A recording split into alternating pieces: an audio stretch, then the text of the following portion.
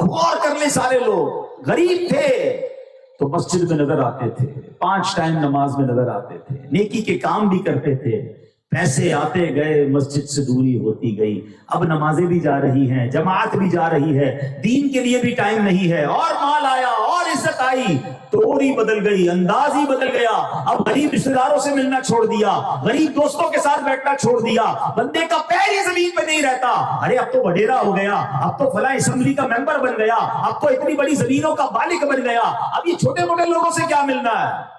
نعمت ملتی جا رہی ہے، طور طریقے بدلتے جا رہے ہیں، اللہ سے دور ہوتے جا رہے ہو، پھر یہ نعمت نہیں ہے۔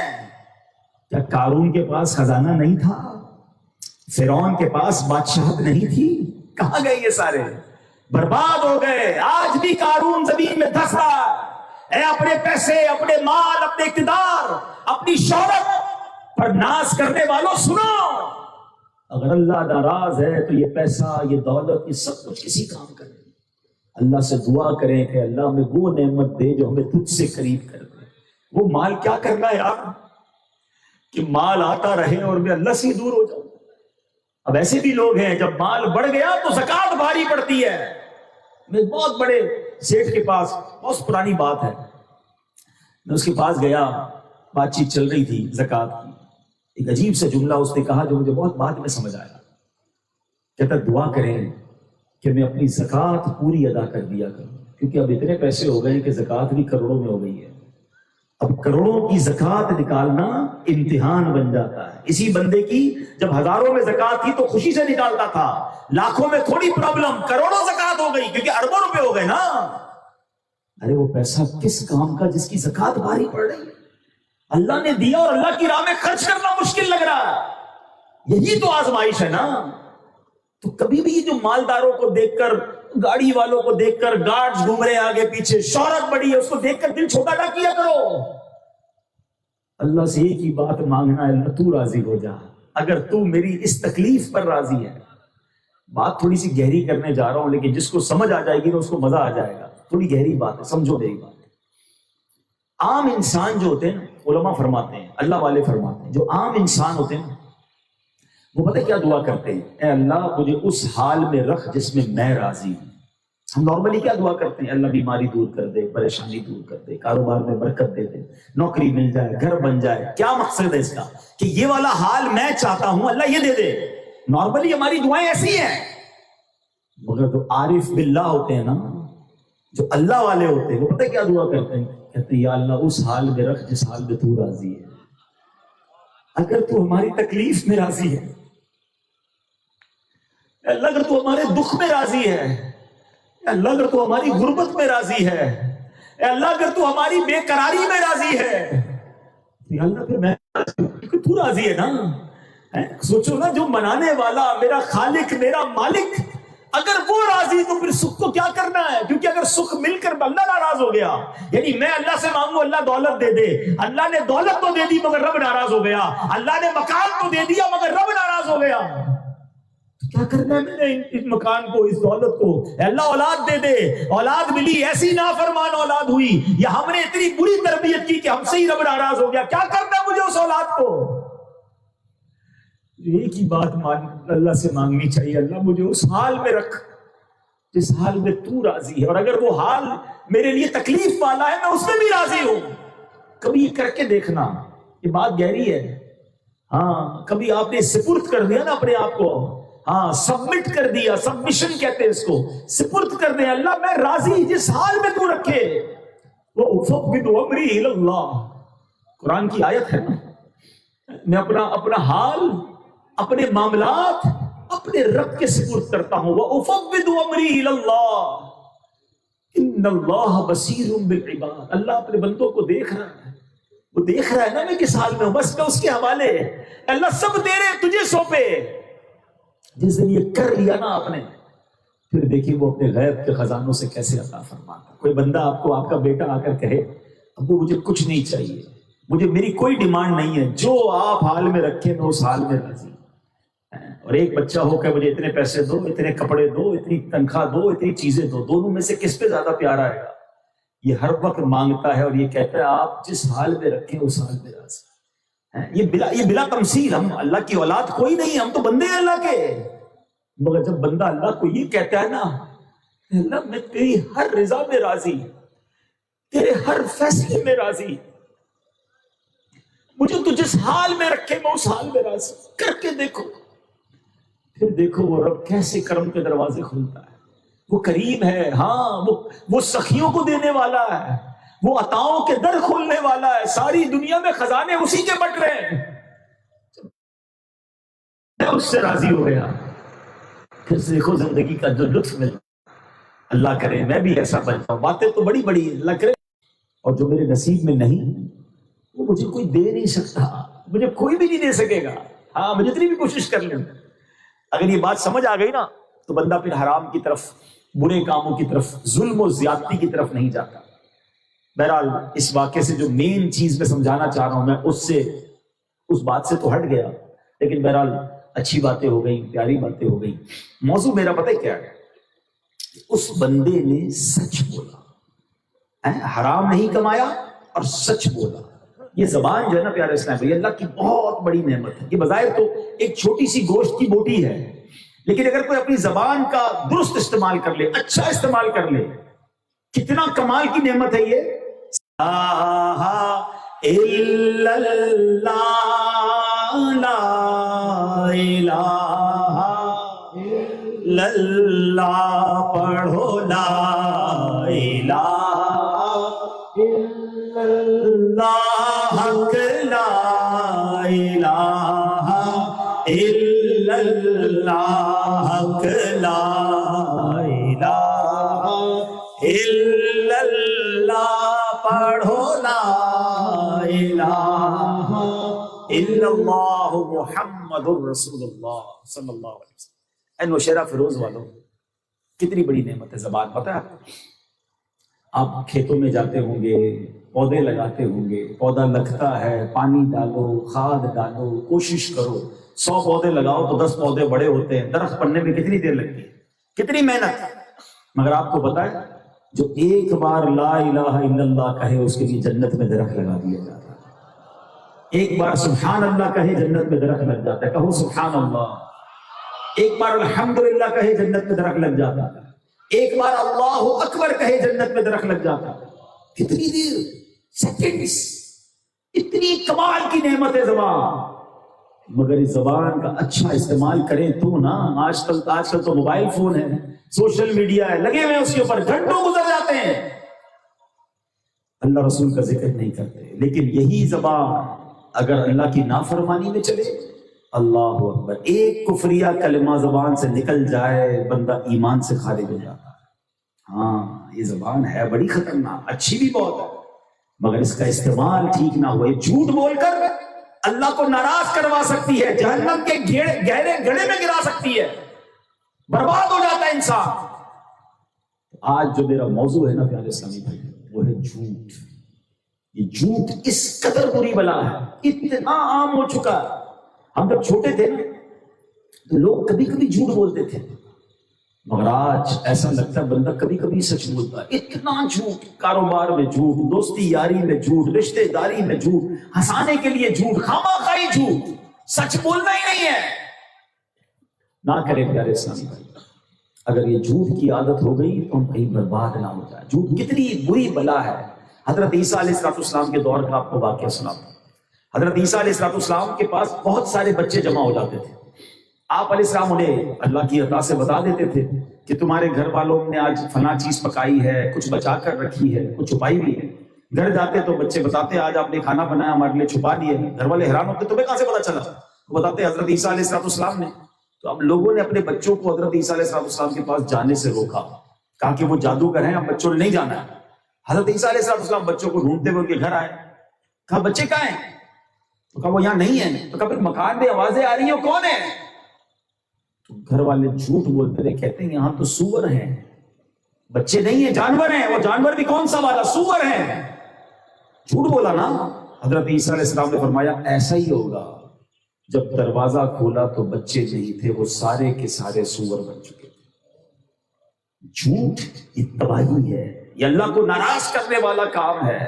اے میرے پیارے اسلامی بھائیوں، ہمرائی اختیار کرنی چاہیے، جو جھوٹ سے بچنے والے ہوں ان کو دوست بنانا چاہیے، جو شریعت کے عمل کرنے والے ہوں ان کو دوست بنانا چاہیے، جو نماز روزے کے پابند ہوں ان کے ساتھ رہنا چاہیے، جو اللہ پاک سے ڈرنے والے ہوں ان کا دامن تھامنا چاہیے، جو صحابہ اور اہل بیت اور اولیاء کرام سے محبت کرنے والے ہوں۔ کیا کہا قرآن نے؟ یا ایھا الذین آمنوا کونوا مع الصادقین، اے ایمان والو اللہ سے ڈرو اور سچوں کے ساتھ ہو جاؤ۔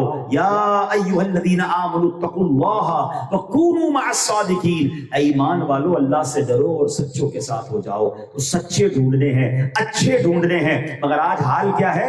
ہمیں تو دوست وہ اچھا لگتا ہے جو نشہ کروانے والا ہو، دوست وہ اچھا لگتا ہے جو جوا کھیلنے والا ہو، دوست وہ اچھا لگتا ہے جو کوئی فراڈ بتانے والا ہو۔ ہمارا دوست تو وہ ہے جب جاؤ کوئی برائی کی بات سکھاتا ہے۔ وہ کیسا دوست ہے؟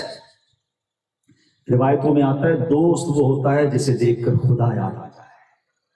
اے نوشیرہ فروز والو، اے مدنی چینل کے ناظرین، میں آپ سب سے سوال کرتا ہوں، کوئی ایک دوست ایسا ہے کہ جس کو دیکھوں تو خدا یاد آ جائے، جس کو دیکھوں تو توبہ کرنے کو جی چاہے، جس کو دیکھوں تو پیارے آقا کے عشق میں رونے کو جی چاہے، جس کو دیکھوں تو مدینہ یاد آ جائے؟ ہمارے دوست تو وہ ہیں جس کو دیکھ کر سنیما یاد آتا ہے۔ ایسے دوست بنائے، بتائیے نا۔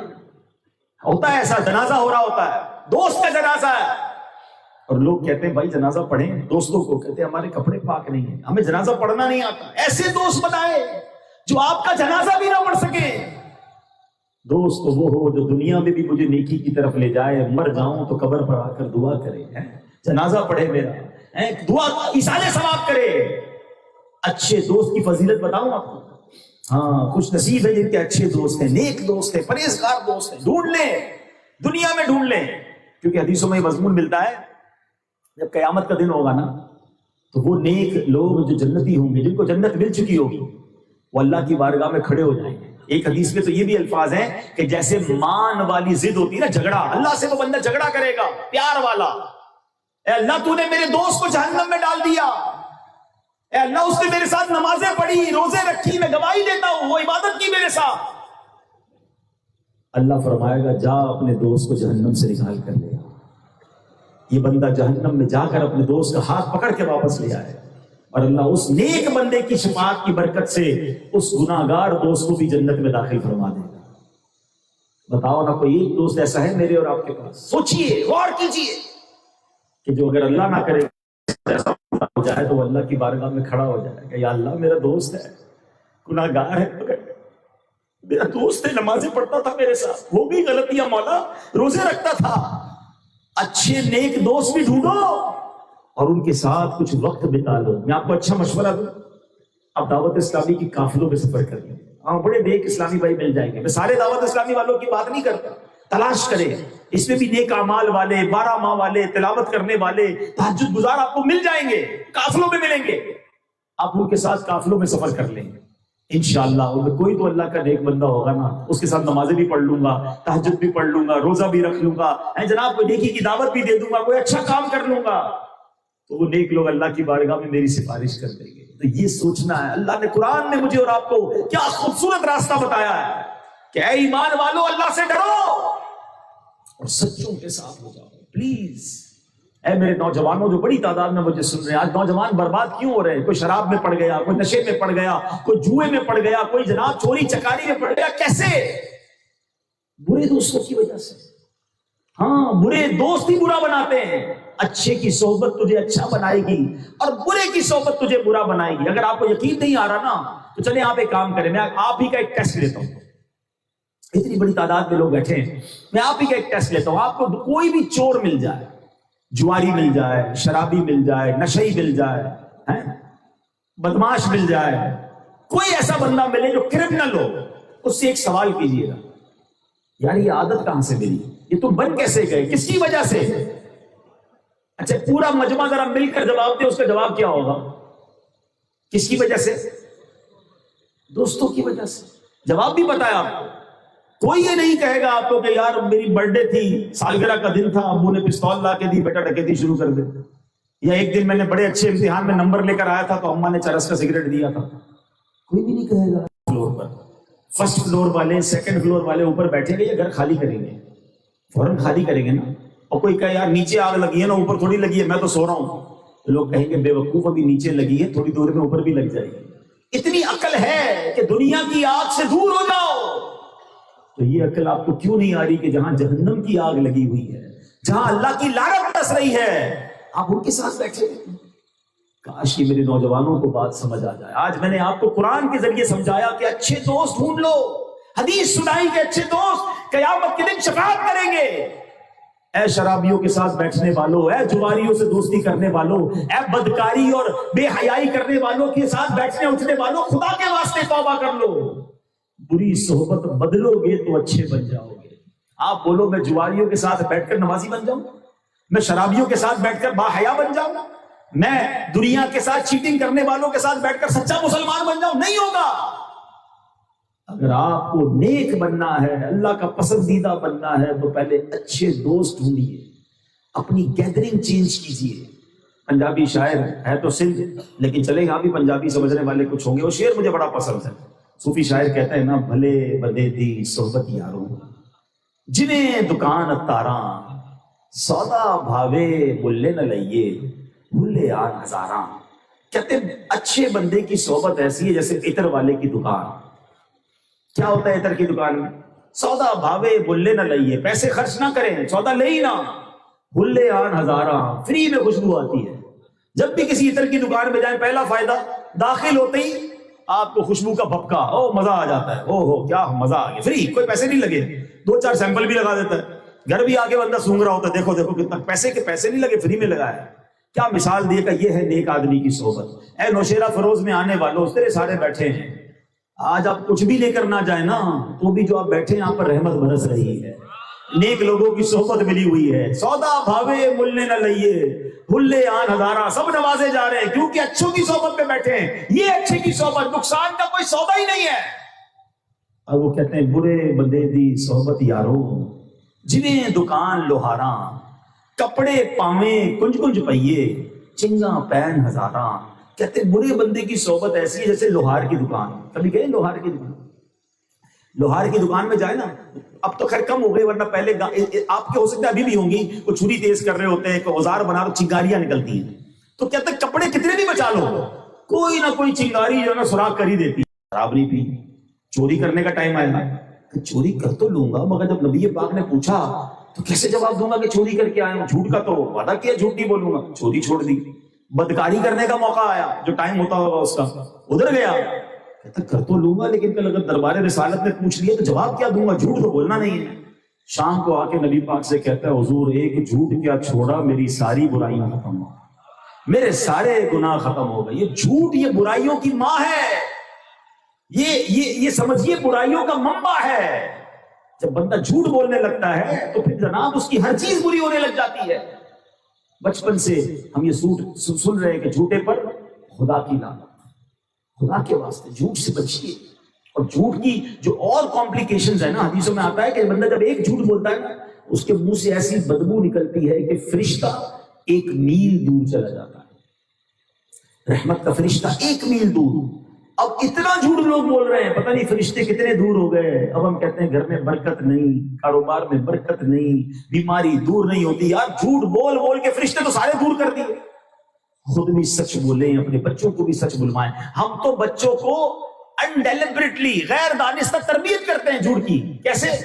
فون آیا کسی کا، ابو ہیں، ابو ہی کہہ رہا ہے کہہ دو ابو گھر پہ نہیں ہے، تو آپ تو بچے کو سکھا رہے ہیں کہ ابو کہہ رہے ہیں جھوٹ بول دو۔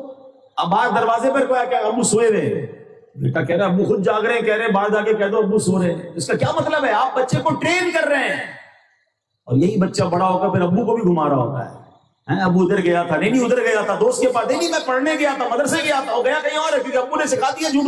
کہ بندہ کسی کو پیسے رکھواتے ہوئے ڈر رہا ہوتا ہے، پتہ نہیں یار یہ واپس دے گا نہیں دے گا، مال دے رہا ہوں پتہ نہیں دے گا نہیں دے گا۔ نہیں بھائی نہیں، سوچ سمجھ کے دینا، میری کوئی گارنٹی نہیں ہے۔ یعنی ایک دوسرے کے بارے میں لوگ پریشان ہیں۔ اس سے برا آدمی کون ہے کہ جس کو اپنا مسلمان بھائی کوئی امانت دینے میں ڈر رہا ہے۔ حالانکہ نبی پاک کی شان کیا تھی کہ آپ دیکھیے ذرا غور سے جملہ سمجھیے گا، آپ کو یاد ہونا چاہیے کہ جب ہجرت مدینہ کا وقت تھا، میرے آقا نے اپنے بستر پر مولا علی کو سلایا تھا، اور اس کا کیا فرمایا تھا مولا علی سے؟ اے علی صبح اٹھ کر مکے والوں کی امانتیں دے کر مدینے آ جانا۔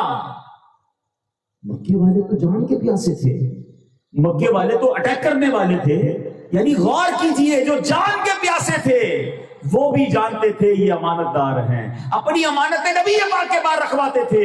اللہ اکبر، جان کے پیاسے غیر مسلم میرے آقا کو امین کہہ رہے ہیں، اور آج میرا مسلمان بھائی مجھ پر بھروسہ کرنے کے لیے تیار نہیں، کاروباری لوگ مجھے پیسے دینے کے لیے تیار نہیں، پڑوسی اپنی کوئی چیز رکھوانے کے لیے تیار نہیں. بتاؤ نا مجھ سے برا آدمی کون ہے پھر؟ اللہ اکبر.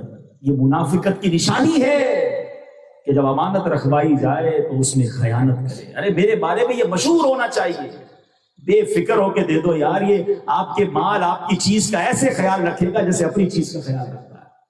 یہ ہے امانت داری. آج نیت کر کے جاؤ یار امین آقا کا امتی ہوں، مجھے کوئی کیسے خیانت کرنے والا کہہ سکتا ہے؟ خدا کے واسطے یہ اچھا میں آپ کو ایک اور بات بتاؤں، چلے ایک کاروباری ٹپ بھی دے دیتا ہوں. کاروباری لوگ بھی یہ بیٹھے ہیں نا، آپ نے بھی دیکھا ہے، میں بھی جانتا ہوں، اربوں پتی لوگ ہیں، 1,00,000 روپے کا کوئی ادھار نہیں دیتا ہوں. ہاں پیسہ بہت ہے، 1,00,000 روپے کا مارکیٹ پہ کوئی ادھار نہیں دیتا. اور ایسے لوگوں کو جانتا ہوں جو کرائے کے گھر میں لیتے ہیں، لوگ کروڑوں روپے کا ادھار دیتے ہیں. کیا فرق ہے؟ اس نے پیسے بنائے ہیں، اس نے اعتماد بنایا، اس نے بھروسہ بنایا، اس نے زبان پر کام کیا. ہاں وہ بندہ کامیاب نہیں ہوتا، پیسے بہت ہے بھروسہ کوئی نہیں کرتا، کیونکہ ہمیشہ اپنی زبان سے پھر جاتا ہے، ہمیشہ جناب الٹی بات کرتا ہے، ٹائم پہ پیسے نہیں دے گا، امانت پہ خیانت کرے گا. نہیں، سودا مت بیچو، اعتبار بیچو. پہلے اعتبار بنے گا پھر مارکیٹ میں آپ کا نام ہوگا. اور یہ بھی مسلمان کا کردار ہونا چاہیے کہ وہ امین. اگلی دوسری خصلت جو نبی پاک نے فرمایا، جو نفاق کی منافقت کی خصلت ہے، آقا فرماتے ہیں جب بات کرے تو جھوٹ بولے. اب یہ وہی بات ہے جو اتنی دیر سے میں کر رہا ہوں، جھوٹ عام ہو گیا ہے، بات کرتے ہیں جھوٹ بولتے ہیں نہیں. تیسرے نمبر پر جب وعدہ کرے تو دھوکہ دے. یہ بھی بڑا مسئلہ ہے. وعدہ کرے، آپ فکر ہی نہ کرے، حضرت آپ کا کام ہو گیا، بس پرسوں ہو گیا، ترسوں ہو گیا، بے فکر ہو جاؤ. اور میں تو ایک جملہ کہا کرتا ہوں، جو کہے نا تسی فکر نہ کرو اس کی زیادہ فکر کرو. ہاں جس کا تکیہ کلام ہی بس حاجی صاحب ٹینشن ہی نہ لے، ہو گیا کچھ بھی نہیں ہوا بھائی، اس کو پوچھو کب ہوگا، ڈیٹ بتاؤ. وہی والی بات، جو یہ بار بار وعدہ کر کے پھر رہے ہوتے ہیں، ان سے کوئی کاروبار نہیں کرتا، کوئی ان کے قریب نہیں جاتا، وہ ان کا اعتبار ختم ہو جاتا ہے. اور یہ منافقت کی علامت ہے. مسلمان تو وعدوں کا پاسدار ہوتا ہے. چوتھے نمبر پر میرے آقا فرماتے ہیں جب جھگڑا کرے تو گالی دے. ہائے ہائے ہائے، یہ بھی ایک ایسا بڑا مسئلہ ہے نا. کبھی کبھی تو حیرانگی یہ ہوتی ہے، 5 وقت کا نمازی، چہرے پہ داڑھی، او سبحان اللہ ماشاء اللہ کہہ کے ہم سے باتیں کرنے والا، اس کا جھگڑا کبھی ہو جائے کسی سے، او باپ رے باپ، جب گالیاں نکلتی ہیں نا، بندہ کہتے ہیں وہی نمازی، یہ وہی حاجی، یہ وہی داڑھی والا، یہ وہی نیک آدمی دکھنے والا، اتنی گالیاں کدھر سے نکل رہی ہیں؟ ہائے ہائے، کہیں تو جمع کی ہوئی تھی نا. یہ میرے ہاتھ میں بوٹل ہے، اس کو دھکا لگے گا تو کیا گرے گا اس کے اندر سے؟ بتاؤ نا، پانی گرے گا نا. شربت کی بوتل ہوگی، دھکا لگے گا کیا نکلے گا؟ شربت گرے گا. آپ کو دھکا لگا، آپ کا جھگڑا ہوا، اندر سے گالی نکلی، اس کا مطلب اندر ہے نا گند بھرا ہے. یہ منافقت کی نشانی ہے. شریف آدمی کی گالی کیسے زبان سے نکل سکتی ہے؟ اچھا عجیب محاورہ مشہور کیا ہوا ہے لوگوں نے، بھائی ہم شریف کے ساتھ شریف ہیں، بدماش کے ساتھ بدماش ہیں. ارے بھائی یہ کون سا بٹن لگا ہوا ہے آپ کے اندر کہ جیسے ہی بدماش سامنے آتا ہے آپ بھی بدماش بن جاتے ہیں؟ شریف آدمی شریف کے ساتھ بھی شریف ہے، بدماش کے ساتھ بھی شریف ہے. اچھا نعت کے اشعار سب کو یاد ہیں، سلام اس پر کہ جس نے گالیاں سن کر، یاد ہے نہیں یاد ہے؟ کیا ہے؟ گالیاں سن کر دعائیں دی. ماشاءاللہ دیکھو کتنوں کو یاد ہے. آپ نے کبھی دعائیں دی؟ نعت سب کو یاد ہے. سلام اس پر کہ جس نے خون کے پیاسوں کو کمائے دی، کبائیں دی. پتھر برسانے والوں کو بھی نبی پاک دعا دے رہے ہیں، گالیاں دینے والوں کو بھی دعائیں دے رہے ہیں. ہم نے کبھی دی دعا؟ ہم بولتے میں تو بتاتا ہوں بھائی میں ہوں کون، اب تجھے بتاؤں گا. اور واقعی وہ بتاتا ہے وہ کون ہے، وہ نکل آتا ہے نا اندر سے، اصلی آدمی باہر، اوپر کچھ اور ہوتا ہے، اندر سے نکلتا ہے کہ حضرت یہ ہے اندر سے. امتحان تو جب ہے نا، مجھے کوئی پھول دے میں بھی پھول دوں، کوئی عطر دے میں مسکراؤں، کیا کمال ہے. لوگ کہتے ہیں بڑے با اخلاق ہے حضرت، وہ حضرت کو تحفہ دیا اس لیے با اخلاق ہے نا. ٹھوکر لگے پھر بتاؤ، مزاج کے خلاف بات ہوئی، اب اندر سے کیا نکلا ہے؟ منزل یہی کٹھن ہے قوموں کی زندگی میں. اب امتحان ہے اخلاق کا. منافقت کی نشانی ہے جو گالیاں دیتے ہیں، خدا کے واسطے توبہ کریں. میری زبان سے گالی، میں نے کہا نا یہی زبان آپ کو جنت میں لے جا سکتی ہے، اور یہی زبان دوزخ کے گہرے گڑھے میں گرا سکتی ہے. باتیں تو بہت ساری ہیں کرنے والی، بس چند باتیں میں نے عرض کر دی ہیں. اب جس کی نیت بنتی ہو وہ نیت کر لے کہ انشاءاللہ آج کے بعد کبھی جھوٹ نہیں بولوں گا انشاءاللہ. اور آپ سچ بولیں، سچ کو آنچ نہیں ہے. مشکل ہوگی، ہاں شروع میں مشکل ہوگی، بھاری پڑتا ہے نا. سچ بتاؤں گا تو یار ناراض ہو جائے گا، سچ بتاؤں گا تو دور ہو جائے گا. لیکن ایک بار سچ بول لو گے نا، آگے سارے مسئلے حل ہو جائیں گے. جھوٹ بولنے والا ہمیشہ پریشان رہتا ہے، مضطرب رہتا ہے، اس کو اپنی فائلیں بچا بچا کے رکھنی پڑتی ہیں. مثال کے طور پہ کوئی نوشہرہ فیروز میں رہتا ہے اور اس سے پوچھا کہاں رہتے ہو؟ بھائی میں تو کراچی میں رہتا ہوں. ہاں وہ کراچی کی فلاں سوسائٹی میں. اب ساری زندگی یاد رکھنا پڑے گا کہ اس کو ایڈریس کراچی کا بتایا، نوشہرہ فیروز کا نہیں بتایا. اچھا بھائی کاروبار کیا کرتے ہو؟ پتہ چلا لگاتا ریڈی ہے. کہتا ہے میرا تو کریانے کا اسٹور ہے. اب یاد رکھنا پڑے گا اس کو کریانے کا اسٹور بتایا، ریڈی نہیں بتائی. اسی طرح آفس کے اندر لوگ کرتے ہیں، آج کیوں لیٹ ہو گئے؟ وہ نانی بیمار تھی، 2 دن چھٹی کر کے کیوں آئے؟ نانی کا انتقال ہو گیا. اب ساری زندگی یاد رکھو نانی مر گئی آفس میں، دوبارہ نہیں مار سکتے کیونکہ نانی بے شک زندہ ہے، آفس میں مار دیا آپ نے. تو جھوٹ بولنے والے کو ہمیشہ فائلیں سنبھالنی پڑیں گی. یار اس کو کیا بتایا تھا، اس کو کیا بتایا تھا. سچ بولنے والے کو ٹینشن ہی کوئی نہیں. نیند سے اٹھاؤ گے کہاں رہتے ہو؟ بھائی جہاں رہتا ہوں بتاؤں گا، جو کاروبار کرتا ہوں وہ بتاؤں گا. کیوں جھوٹ بولنا ہے؟ جھوٹ بول کر ٹینشن ہی ٹینشن ہے. سچ والا، اچھا سچے کے چہرے پر نور ہوتا ہے. ہاں یہ بھی یاد رکھیے، سچا آدمی چہرے سے پہچانا جاتا ہے. نبی پاک علیہ السلام کا چہرہ ایسا تھا کہ غیر مسلم آ کر کہتے تھے یہ کسی جھوٹے کا چہرہ نہیں، کلمہ پڑھ کر مسلمان ہو جاتا. ایسے بنو نا یار. آپ کو دیکھ کر کوئی کہے گا یار امتی ایسا ہے تو آقا کیسے ہوں گے؟ لیکن یہ سچ بولنے سے آئے گا نا. تو بس آج نیت کر لیں انشاءاللہ جھوٹ کے قریب بھی نہیں جاؤں گا، حرام روزی کے قریب نہیں جاؤں گا. 4 منافقت کی علامتیں بڑی خطرناک ہیں. وعدہ کرے تو پورا کرے، امانت رکھوائی جائے خیانت نہ کرے، جھگڑا ہو جائے تو گالی نہیں دینی، ٹھیک ہے، اور پھر بات کرے تو جھوٹ نہیں سچ بولنا. یہ 4 علامتیں اپنے اندر سے دور کریں. اللہ مجھے اور آپ کو ان گناہوں سے محفوظ فرمائے. اور الحمدللہ آج میں نے دوران بیان اچھے ماحول، اچھی صحبت، اچھے لوگوں کے ساتھ اٹھنے بیٹھنے پر بہت کلام کیا ہے. اور اللہ کی قسم آج کے اس پرفتن دور میں دعوت اسلامی بہت بڑی نعمت ہے. ہاں آج بھی یہ لوگ دعوت اسلامی والے ہمیں پکڑ پکڑ کر کبھی مدرسے میں بلا رہے ہوتے ہیں، کبھی درس میں بلا رہے ہوتے ہیں، کبھی قافلے میں لے جا رہے ہوتے ہیں، کبھی اجتماع میں لے جا. یہ کیوں کر رہے ہیں؟ ان کو کتنے پیسے ملتے ہیں میرے اور آپ کے اس اجتماع میں آنے سے؟ کیا ووٹ بھی چاہیے؟ کچھ بھی نہیں. میری اور آپ کی آخرت چاہیے. ان سے دوستی کر لو، ان کا ساتھ دیں. جب اتنی بڑی تعداد میں نوشہرہ فیروز میں اسلامی بھائی جمع ہو سکتے ہیں تو ہم مل کر تو بہت کچھ کر سکتے ہیں. نوشہرہ فیروز میں اب ہر ہفتے بھی تو اجتماع ہوتا ہے نا. آج آپ آئیں، اب جمعرات کو اجتماع ہوگا. انشاءاللہ ہمارے نگران صاحب اعلان کریں گے کہ کہاں کہاں اجتماع ہوتے ہیں.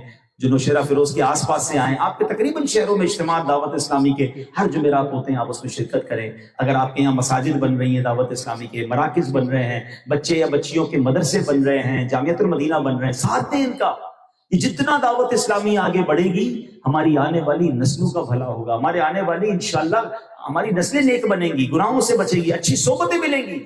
تو مالی تعاون بھی کریں، فزیکل جانی تعاون بھی کریں، مورل سپورٹ بھی کریں. پھر دیکھیں انشاءاللہ دعوت اسلامی آگے بڑھتی چلی جائے گی. اللہ پاک ہم سب کو عمل کرنے کی توفیق عطا فرمائے. آمین بجاہ النبی امین صلی اللہ تعالی علیہ وسلم. صلو علی الحبیب صلی اللہ علی محمد صلی اللہ